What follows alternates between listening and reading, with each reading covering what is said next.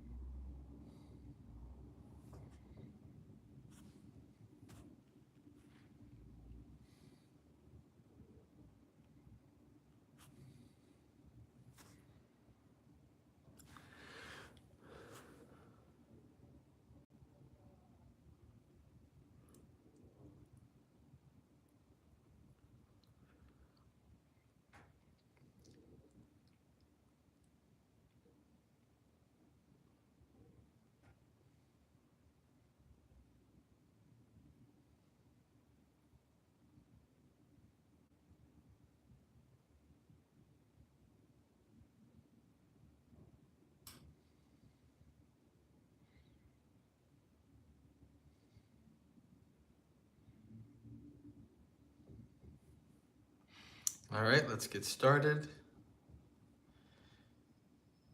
Page 10. Homage to the Sublime One, the Worthy One, the Fully Enlightened One.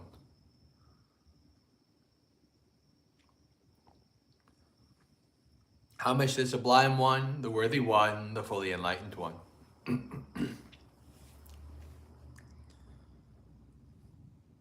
Homage to the Sublime One, the Worthy One, the Fully Enlightened One.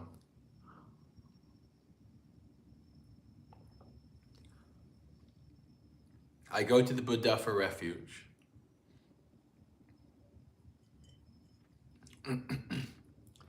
I go to the Dhamma for refuge.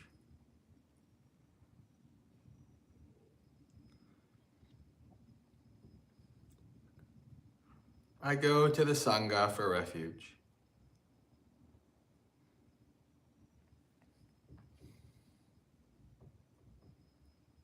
A second time I go to the Buddha for refuge.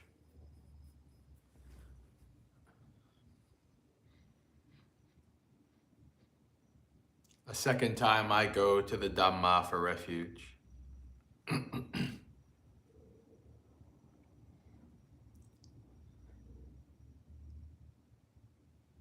A second time I go to the Sangha for refuge.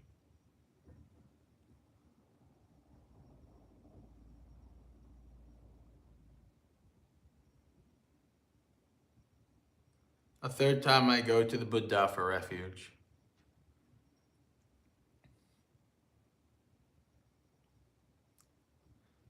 A third time I go to the Dhamma for refuge.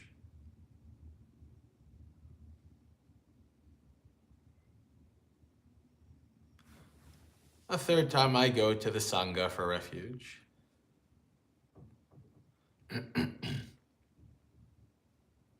The 3 refuges are complete.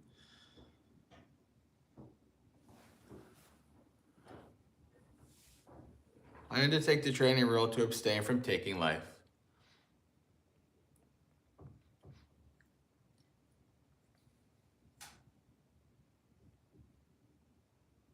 I undertake the training rule to abstain from taking what is not given.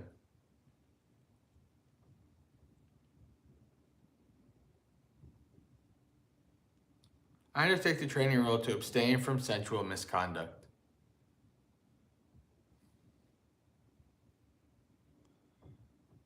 I undertake the training rule to abstain from false speech.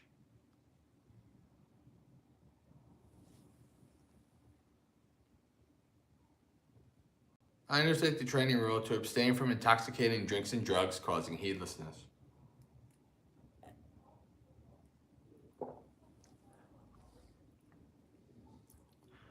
Having well undertaken and kept the 5 precepts together with the 3 refuges, one should strive on with diligence. With morality, good rebirth is gained. With morality, wealth is achieved. With morality, perfect peace is attained. Therefore, morality should be purified.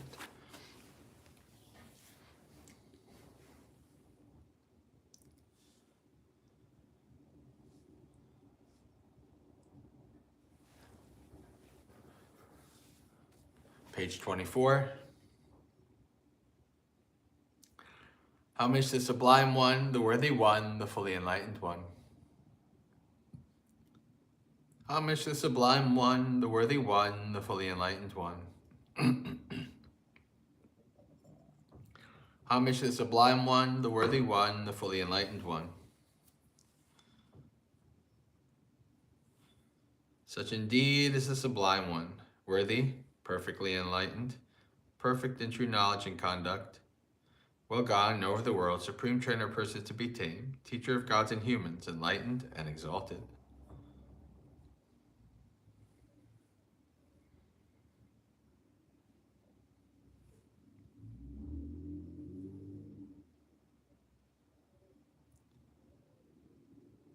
Well expounded is the Dhamma by the Sublime One, directly visible, unaffected by time, calling one to come and see, leading onwards to be realized by the wise.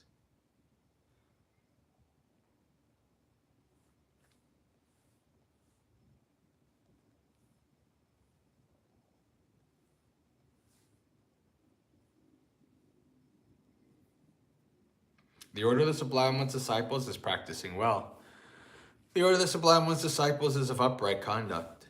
The order of the Sublime One's disciples has entered the right path. The order of the Sublime One's disciples is practicing correctly. That is, the 4 pairs of persons, the 8 kinds of individuals. This order of the Sublime One's disciples is worthy of offerings and hospitality, worthy of gifts and salutation, supreme field of merit for the world. The Buddha, well purified with ocean-like compassion, possessed of the eye of knowledge, completely purified, destroyer of the evils and corruption of the world, I revere that Buddha with devotion. Homage to you so nobly bred, homage to you amongst men supreme.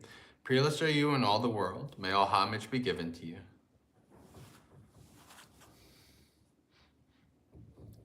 The teacher's Dhamma, like a lamp, divide into path, fruition, and the deathless, both itself transcendent and showing the way to that goal. I revere that Dhamma with devotion. Thoroughly understanding the Dhamma and freed from longing through insight, the wise one who is rid of all desire is calm as a pool unstirred by wind. Those to whom the Dhamma is clear are not led into other doctrines. Perfectly enlightened with perfect knowledge, they walk evenly over the uneven. Of all the medicines in the world, manifold and various, there is none like the medicine of Dhamma. Therefore, O monks, drink of this. Having drunk this Dhamma medicine, you will be ageless and beyond death. Having developed and seen the truth, you will be quenched, free from craving. The Sangha called to feel better than the best, who have seen peace, awakening after the Buddha's good way, who have abandoned attachment, the noble ones, the wise. I revere that Sangha with devotion. Happy is the arising of the Buddhas. Happy is the teaching of the true Dhamma. Happy is the unity of the Sangha. Happy is the discipline of the united ones.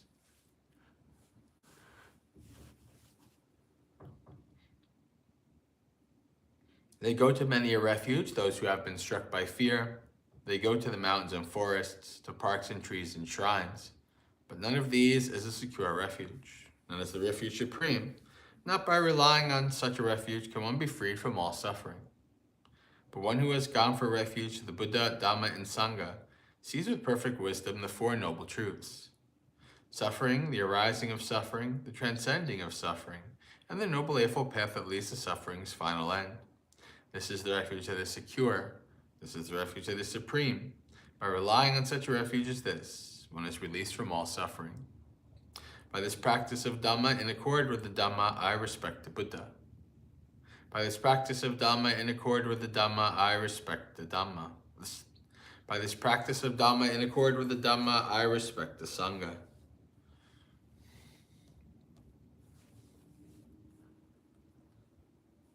All actions are led by the mind. Mind is their master, mind is their maker. Actors speak with a defiled state of mind, and suffering follows as the cartwheel follows the foot of the ox. All actions are led by the mind. Mind is their master, mind is their maker. Actors speak with a pure state of mind, and happiness follows, as your shadow follows you without departing. Impermanent are all conditioned things, affected by rising and falling away. Having arisen, they then must cease. Blissful is it when they subside. Abstaining from all evil, doing what is good, cleansing one's mind. This is the teaching of all the Buddhas. Patience is the highest practice. Nibbana is supreme, say the Buddhas. A mendicant does not harm others. A recluse oppresses no one. Not insulting, not harming, restrained according to the moral code. Moderating in food, dwelling in solitude, engaging in higher mental development. This is the teaching of all the Buddhas.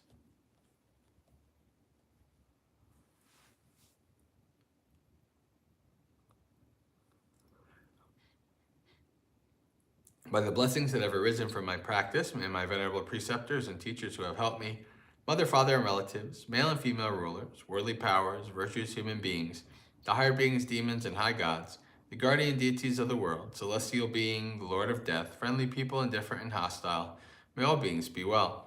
May the skillful deeds done by me bring you threefold bliss. May this quickly bring you to the deathless. By means of this meritorious deed and through this aspiration, may I quickly attain the cutting off of craving and clinging. Whatever faults I have until I am liberated, may they quickly perish. Wherever I am born, may there be an upright mind, mindfulness and wisdom, austerity and vigor. May no harmful influences weaken my efforts. The Buddha is the unsurpassed protector. Dhamma is the supreme protection. Peerless is the silent Buddha. The Sangha is my true refuge.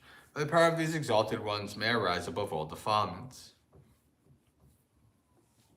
By means of this meritorious deed, may I never join with the foolish. May I join always with the wise until the time I attain Nibbana. May the suffering be free from suffering. May the fear-struck be free from fear. May the grieving be free from grief. So too may all beings be. From the highest realm of existence to the lowest, may all beings arisen in these realms, with form and without form, with perception and without perception, be released from all suffering and attain to perfect peace. Excellent, excellent, excellent.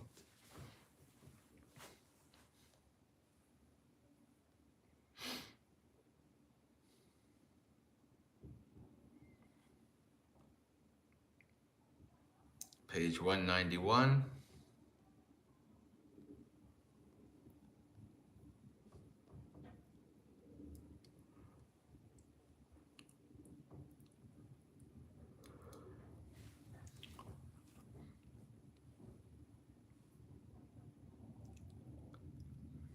Rupatanha loke pirupang satarupang ete satanha upajamana upajati yatta nivasamana nivasati. Sattatanha loke pirupang satarupang ete satanha upajamana upajati yatta nivasamana nivasati. Gandatanha loke pirupang satarupang ete satanha upajamana upajati etta nivasamana nivasati. Rasatanha loke pirupang satarupang ete satanha upajamana upajati etta nivasamana nivasati. Pottabba tanha loke pirupang satarupang ete satanha upajamana upajati etta nivasamana nivasati. Dhammatanha loke pirupang satarupang ete satanha upajamana upajati yatta nivasamana nivasati. Rupa vitakko loke pirupang satarupang ete satanha upajamana upajati yatta nivasamana nivasati. Saddha vitakko loke pirupang satarupang ete satanha upajamana upajati yatta nivasamana nivasati. Gandha vitakko loke pirupang satarupang ete satanha upajamana upajati etta nivasamana nivasati. Rasavitakko loke piyarupang satarupang ete sa tanhau pajamano pajati etta nivisamana nivisati pottabba vitakko loke piyarupang satarupang ete sa tanhau pajamano pajati etta nivisamana nivisati Dhamma vitakko loke piyarupang satarupang ete sa tanha upajjamana upajjati yatta nivisamana nivisati. All right, English. Craving for forms has a pleasant and agreeable nature in the world. It is here that this craving arises when it arises. It is here that it settles when it settles down. Craving for sounds has a pleasant and agreeable nature in the world. It is here that this craving arises when it arises. It is here that it settles when it settles down. Craving for odors has a pleasant and agreeable nature in the world. It is here that this craving arises when it arises. It is here that it settles when it settles down. Craving for tastes has a pleasant and agreeable nature in the world. It is here that this craving arises when it arises. It is here that it settles when it settles down. Craving for tactile objects has a pleasant and agreeable nature in the world. It is here that this craving arises when it arises. It is here that it settles when it settles down. Craving for mental phenomena has a pleasant and agreeable nature in the world. It is here that this craving arises when it arises. It is here that it settles when it settles down. Thought of forms has a pleasant and agreeable nature in the world. It is here that this craving arises when it arises. It is here that it settles when it settles down. Thought of sounds has a pleasant and agreeable nature in the world. It is here that this craving arises when it arises. It is here that it settles when it settles down. Thought of odors has a pleasant and agreeable nature in the world. It is here that this craving arises when it arises. It is here that it settles when it settles down. Thought of tastes has a pleasant and agreeable nature in the world. It is here that this craving arises when it arises. It is here that it settles when it settles down. Thought of tactile objects has a pleasant and agreeable nature in the world. It is here that this craving arises when it arises. It is here that it settles when it settles down. Thought of mental phenomena has a pleasant and agreeable nature in the world. It is here that this craving arises when it arises. It is here that it settles when it settles down.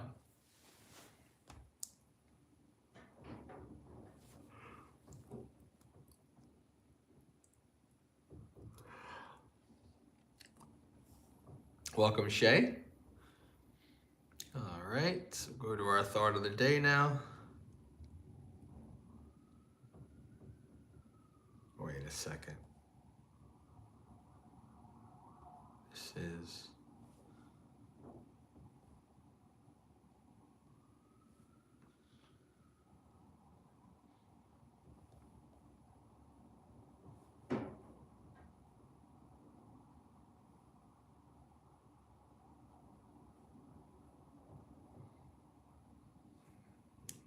okay.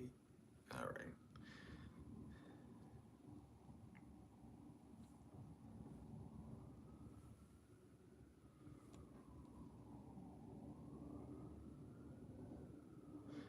Page 103, the second half.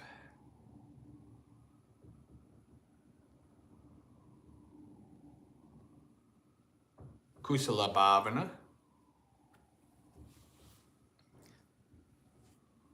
Kusalang bhikkave bhaveta sakka bhikkave kusalang bhavetum no cetang bhikkave sakka bhivissa kusalang bhavetum nahang evang vadeyang kusalang bhikkave bhavetati yasma chako bhikkave sakka kusalang bhavetum tasmahang evang vadami kusalang bhikkave bhavetati Kusalang chahidang bhikkave bhavitang ahitaya dukkaya samvatteya nahang evang vadeyang kusalang bhikkave bhavetati yasma chako bhikkave kusalang bhavitang hitaya sukhaya samvattati tasmahang evang vadami kusalang bhikkave bhavetati. English? Cultivate skillfulness. Bhikkhus, cultivate skillfulness. It is possible to cultivate skillfulness. If it were not possible to cultivate skillfulness, I would not say bhikkhus cultivate skillfulness. Since it is possible to cultivate skillfulness, I say bhikkhus cultivate skillfulness.